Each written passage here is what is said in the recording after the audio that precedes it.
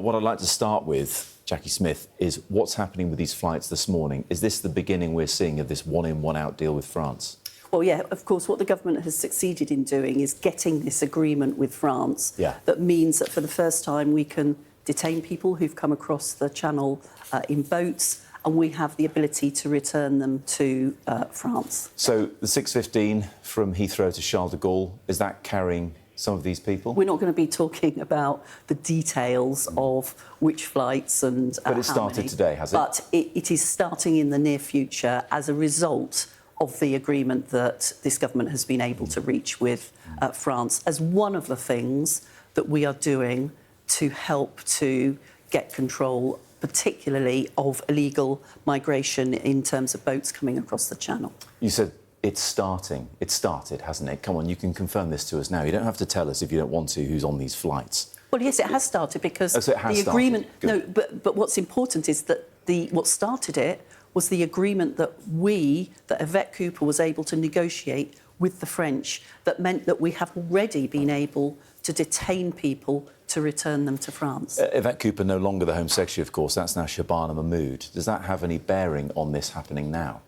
Well, I think Shabana Mahmood has, as we've seen since she took over as Home Secretary, both built on the work that Yvette did and also shown in the way in which she's already brought together international partners, in the way in which she has taken action, that she's serious about getting to grips with this problem, that we really understand frustrates and worries people and is a sign of the way in which criminal gangs have been able to get really deep roots into illegal migration that we're absolutely determined to stamp out. Let's look at the timing of this as well. As you say, it's now started.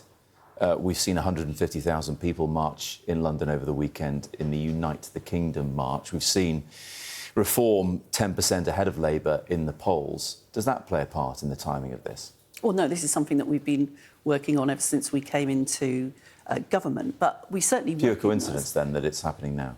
Well, it's been, as I say, it's something that we've been working on for some time and required, instead of, chasing headlines, actually detailed work over a period of time, both in terms of shifting resource into making asylum claims more quickly, deporting more people who don't have the right to be here, and this international agreement, which is at the heart of enabling us both to detain people and to return them to when it comes to the people crossing the channel in small boats, what proportion of them end up having valid asylum claims and what proportion end up having to, potentially be sent elsewhere? Well, quite a large proportion of them do have valid asylum claims, but that's the reason why one of the other pieces of work that has been so important has been shifting resource to make those asylum claims more quickly. Because what you need to do is, if somebody has a right to be in this country, you need to make that decision so that they can be integrated into the community, so that they can start working. If one in, one out works... If they don't have the right to be here, of course, you have to remove them from the country more quickly than it's been possible to do. I'll get back to that in a second, but if one in, one out works as a deterrent, that's going to stop people with valid asylum claims claiming asylum here, isn't it?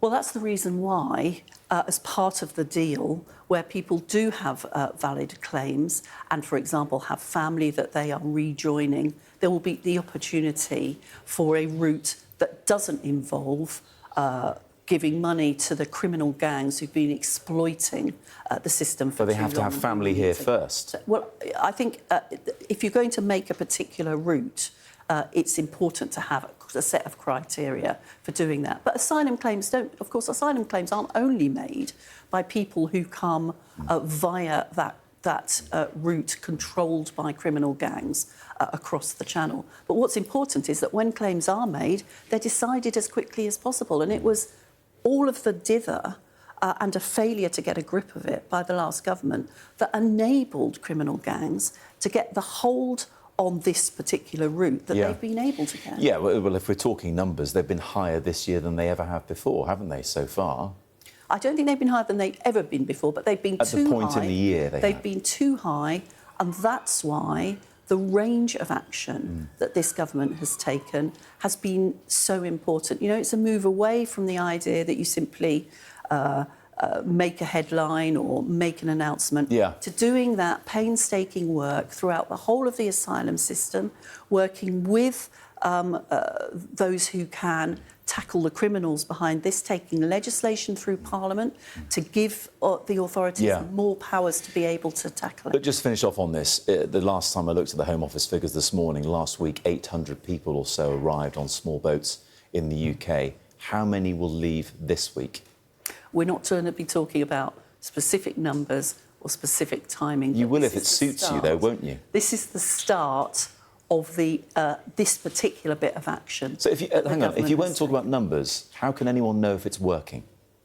Well, people can already see that the approach that this government is taking is meaning No, but that if you're publishing, the Home Office is publishing how many people are coming in, why won't you tell us how many people are leaving? Well, because that's one specific route which it's important to get up and running in order to make sure that it works. So you will tell us in due course how many? I'm sure at some point in the future it will be possible to see the impact that this is having on the overall numbers of people who are coming here and the increased numbers of people who have already been returned because they don't have a right to be in this country. We look forward to hearing if it's working or not. Look, a final question, slight change of shift. There is a deal imminent, or deal announced, I should say, on nuclear power with the US, a US-UK deal. How's that going to work? Because as much as there are an awful lot of people from the energy sector saying this is a fantastic thing, there are others worried about the security of this situation as well. I'm sure you'll be aware.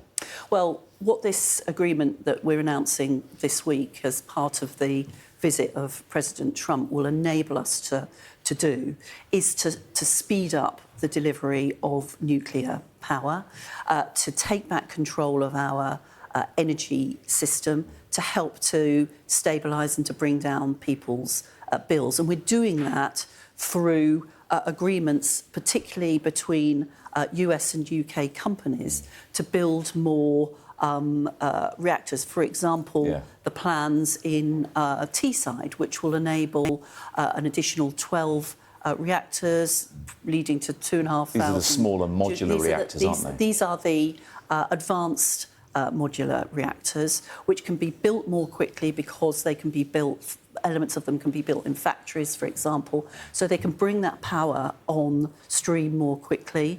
And that means that we hope and expect to be able to, that some of that power will be fueling people's homes in the 2030s, for example. In order to do that, what we are doing is cutting down the duplication in the regulation necessary in order to develop these reactors.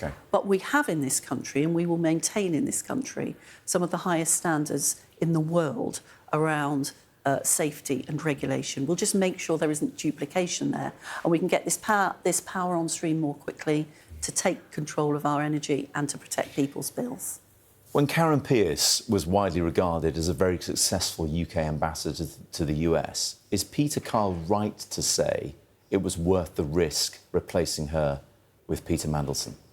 Well, look, at that point, a decision needed to be made about who our ambassador would be. Could have stuck with her. She was doing a great job. Well, there were a whole range of decisions that could have been made. And let's be clear, in hindsight, knowing the information that we know now, clearly Peter Mandelson wouldn't have been selected to be our ambassador. And that's why, when that information became clear last Wednesday afternoon, the Prime Minister quickly made the decision to remove Peter Mandelson, to ask the Foreign Secretary to remove Peter Mandelson as our ambassador in the US. You were in the Blair government, and he was as well. Makes you wonder why, if he cares about the Labour movement, he didn't volunteer this information himself. Well, I think it's not for me to answer for him. He'll have to answer for himself. The issue is that when the Prime Minister realised from the additional information provided about the pretty awful emails between Peter Mandelson and Epstein, his best pal, when the full details of those became available to the Prime Minister last Wednesday afternoon, he very quickly made the decision to remove Peter Mandelson as our ambassador.